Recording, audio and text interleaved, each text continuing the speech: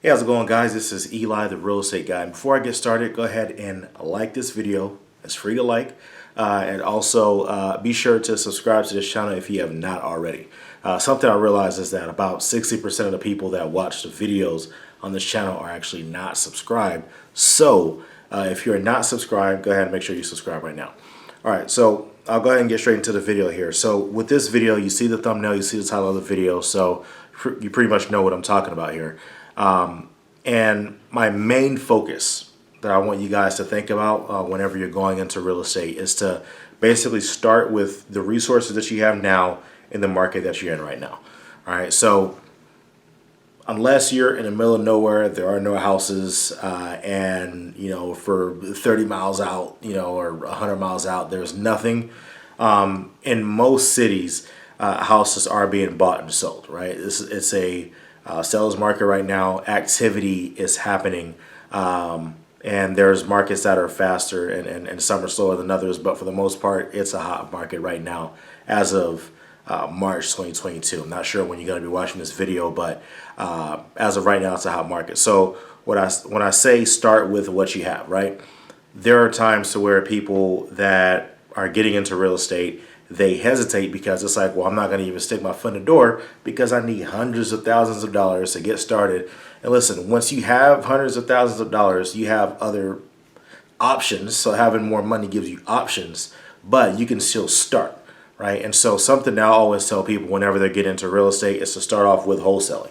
Right. It's great if you could start with flipping, but with wholesaling, you get to actually understand how to find deals, but also how to be able to evaluate deals and determine what's a good deal or not. Because if you have no real estate experience, a wholesaler is gonna sell you a dream, right? And there's some good wholesalers out here, some that aren't as good, but they'll come and they'll sell you a dream on what could be with this property. They'll show you the numbers. Oh, you're gonna make $40,000. Okay, well the wholesaler said that I'm gonna make 40, so this is what I'm gonna make. You get the property and you lose 80. It's like, whoa, what happened, right? But if you start off wholesaling and finding your own deals and evaluating your own deals, assign them to investors. The investors will then tell you whether or not what you're doing is decent, right? No, that's not a deal because of X, Y, and Z, right? Oh, this is a great deal. Let me jump on it. That's how you tweak the things that you're doing, aside from getting courses, getting books, learning from other wholesalers in your area. But I would strongly recommend starting off in your area and speaking to people that's actually doing what you're working on. Not just folks that are talking about theories, but folks that are actually out there getting it, right?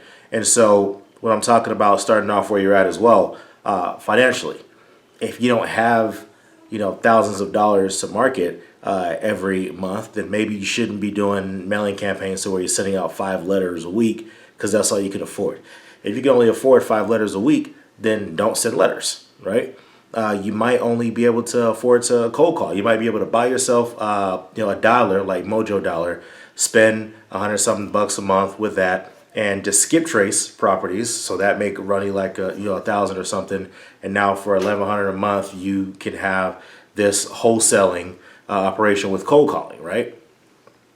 Or you may not be able to do that. You may be on a super shoestring budget, which you'll probably see at the end of this video, linking it to that video. But being on a shoestring budget, man, if you don't have that big of a budget, then you can do things like door knocking, right? Going and pulling up certain lists that show signs of distress. I prefer to do pre-foreclosure lists that I will go door knocking on. The reason why I go that route is because they're about to lose their house, right? And I would try to get to the list as soon as possible. So if if you're in a county to where that list is dropped on a particular day and there's no other way of getting a list, as soon as that list comes out, then I would get the information and I'll create my list of about 10 properties that I'll go to. And from there, I go knock on those doors and schedule an appointment to come back on another day to then assess their property. Most people that you go to their home, right, and you go door knocking, you go to their house, they're not going to let you in that day because, wait, hold on, I want to clean up a little bit first, right? So you just let them know, okay, well, I can come back, a couple of days from now and schedule an appointment to come and make something happen for them. So that's the biggest thing that I want you to really realize. And if you do have some funds that you could really work with, I say for the first few months, go for texting, go with cold calling, go with sending mails, go with these different things that you could work with. But you have to start with where you're at. If you can only afford to cold call, I would not recommend you go directly into sending out mailers and just saying, okay, well, hopefully I get a deal off of these 1,000 letters that I sent because that's all my money. The response rate for mailers are usually about 1%, right? So you send out those mailers, you get response. And when they say response rate, that's not leads. It's literally people responding to your letters, right?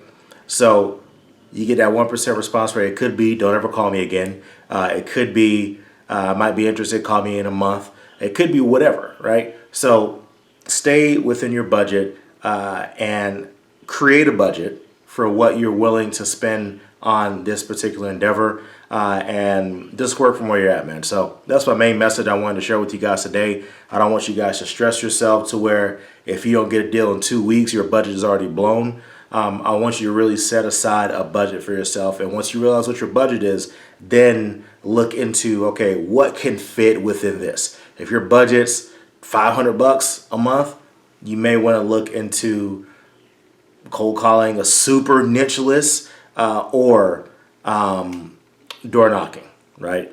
Or if you have a budget of $3,000-4,000 a month, then you may be able to look into texting and maybe some mailers with following up with leads with mail, right? If you got a budget of 5, 6, 7, you may look into doing mailers plus the texting plus some cold call. Like, you see what I'm saying? So don't just look at other functions and other entities that are producing millions of dollars and try to model your business off of that. Because if you do, you'll go broke fast. Okay? You want to observe that, appreciate it, and see what you can learn from how they process information. All right, and see how you can fit it within the confines of what your budget is. Once you start doing that, then that's when you go to the next level. So with that, thank y'all so much for watching another video. Be sure to like this video. Again, it is free. All right, and also subscribe if you are not subscribed already. And again, liking this video really does help out the algorithm, and it helps other people see this video that also need this information. So thank y'all so much for watching this video, and can't wait for y'all to get y'all first deal. Y'all take care.